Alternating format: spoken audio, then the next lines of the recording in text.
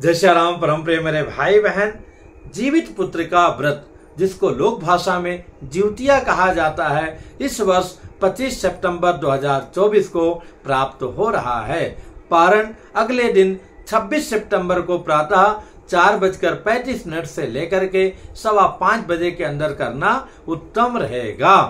मेरे भाई बहन, सभी माताएं बहनें श्रद्धा विश्वास पूर्वक छठ महापर्व की भांत ये व्रत भी 3 दिवसीय बड़े ही नियम धर्म से अपने संतानों की रक्षा के लिए, उनके दीर्घायु की कामना के लिए, वंश की वृद्धि के लिए प्रतिवर्ष करती हैं। तो प्रतिवर्ष अगर हम देखते हैं तो आश्विनी मास, जिसको क्वार भी कई जगह कहा जाता है, कृष्ण पक्ष की सप्तमी, अष्टमी और नवमी, सप्तमी को नहाय खाए का आयोजन होता है, जैसे कि छठ महापर्व में होता है कि प्रातः से व्रत रखते हुए संध्या वेला में साफ सफाई घर का करने के बाद पुनः स्नान करके और नोनी जिसको कहा जाता है, लोक भाषा में कई जगह नेनुआ भी कहते हैं, लेकिन लोक भाषा में नोनी कहा जाता है। इसकी सब्जी बनती है, लोक भाषा में तरकारी भी कई जगह कहते हैं, और मड़ुआ की रोटी बनती है जो भगवान को भोग लगा करके, और चंद्रमा के उजियारे में अथवा आगे पीछे इसको सब परिवार मिलकर के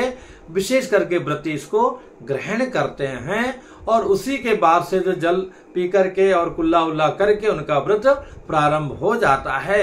अत्यंत कल्याणकारी लाभप्रदायक की व्रत निर्जला के रूप में रात्रि से जो सोने के पहले जो जल पी लिया, उसके बाद जगने से लेकर के और अगले दिन जैसे कि इस बार 4:35 के अंदर तक यानी कि 24 के रात्रि से जो निर्जला प्रारंभ होगा, 25 पूरा दिन पूरी रात्रि और 26 को प्रातः 5:15 बजे के अंदर पारण करना होगा। अब जो व्रत का दिन है मुख्यतः अष्टमी तिथि है, तो उसमें भी प्रातः से लग करके और सब भगवान की पूजा की व्यवस्था करना। और ये जैसे छठ महापर्व होता है, सामूहिक पूजा किया जाता है, अपने टोले की, पड़ोसी की और मोहल्ले की सभी स्त्रियां एक साथ में जाकर के, तालाब है तो हाँ पूजा करती हैं, नहीं तो एक शहरों में तो कृत्रिम तालाब अथवा जलाशय बनाती हैं, और वहां पर पाकड़ की डाल ला करके उसमें बगल में ही चील और दूसरा सियारिन का मिट्टी की मूर्ति बना करके उसके पहले गोबर से लिपाई इत्यादि करके फिर उनके सींग वगैरह कलर करके लाल रंग से वहां पर पूजा विधिवत करती हैं। यहाँ पर एक मेरा विशेष निवेदन है, ये जो पाकड़ वृक्ष की डाल ला करके पूजा करते हैं, जैसे महाराष्ट्रियन अपने परंपरा में बट सावित्री को बट का डाल ला करके करते हैं, ये मुझे अनुचित लगता है, ये उचित नहीं है। इसकी जगह हम गमले में पूरा वृक्ष ले आए, तो इसी प्रकार से वृक्ष का भी हालांकि वृक्ष थोड़ा बड़ा होता है, पर ठीक है, कुछ तो हमें ऑक्सीजन देगा, कुछ तो हमें लाभप्रद देगा, और इस प्रकार से वृक्षों का नुकसान नहीं होगा।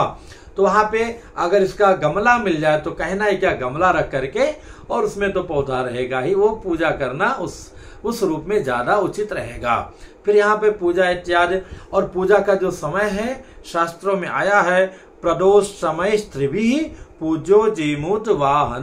प्रदोष काल में संध्या वेला में ये सब देवियां एक साथ में मिलकर के जीमूत वाहन का पूजन करती हैं। जीमूत वाहन मेरे भाई बहन, एक कथा में भी आता है कि महाराजा परीक्षित को जीमूत वाहन कहा गया है, जिनका गर्भे न रक्षिता, भगवान श्री कृष्ण जी ने गर्भ में जिनकी रक्षा की वही परीक्षित हुए। इसकी भी कथा, कई सारी कथाएं जो मुख्य कथा है मैं अगले वीडियो में रखने का प्रयत्न करूंगा, पर ये भी आप संक्षेप में समझ सकते हैं कि जब महाभारत का युद्ध काल चल रहा था, द्रोणाचार्य की कहीं ना कहीं साजिश करके या जो भी करके युद्ध में तो सब जय सिया राम होता ही है, तो उनकी मृत्यु हो गई। उससे क्रुद्ध होकर के उनके जो पुत्र थे अश्वत्थामा ने ब्रह्मास्त्र का प्रयोग कर दिया कि इनका कुल जय सिया राम हो जाए पांडवों का। ऐसे में अभिमन्यु के गर्भ का उत्तरा जी के पेट में परीक्षित जी थे, उस पेट में जाके वहां गर्भ में ब्रह्मास्त्र ने अपना असर कर दिया। सब उस पिंड अथवा स्वरूप का टुकड़ा टुकड़ा हो गया, पर भगवान ने सुदर्शन चक्र से उनकी रक्षा किया। तो कह सकते हैं कि जिनका गर्भ है ना रक्षिता, गर्भ में जिनका रक्षा हुआ उनका नाम परीक्षित पड़ा। और दूसरा ये है कि उसी से जीमूत वाहन भी उनका एक नाम पड़ा। ये भी एक कथा है लोक भाषा में। अब इसका प्रामाणिकता में तो अलग अलग देखना पड़ेगा। इसकी जो दूसरी कथा है वो मैं आगे रखने का प्रयत्न करूंगा।